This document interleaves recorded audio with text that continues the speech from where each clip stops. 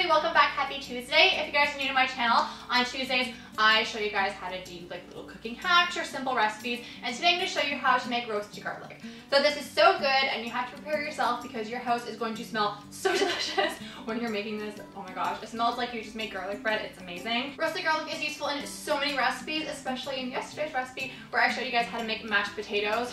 Oh my god, they're so good. If you haven't seen it yet, the recipe is going to be linked right here. It tastes so good, oh my gosh. And if you want to make them roasted garlic mashed potatoes instead of just plain mashed potatoes, make the roasted garlic in today's video and then use it in yesterday's video.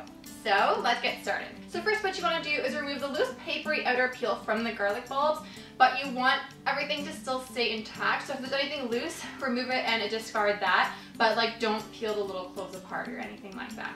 Then you want to trim about 1/4 to 1/2 inch off the top of the bulbs to expose the little cloves. So you want the edges of all the little cloves to be exposed when you slice off the top.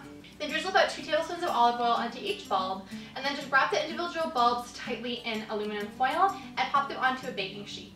Then you want to bake them at 400 degrees Fahrenheit for about 30 to 40 minutes. I roasted mine for about an hour. Mine were taking a little bit longer to brown, but it totally depends on the strength of your oven. So check after half an hour and then like keep checking every 10 minutes. You want them to look nice and brown and caramelized, and you want them to be very soft. And then after they're done baking, it is totally up to you how you use it.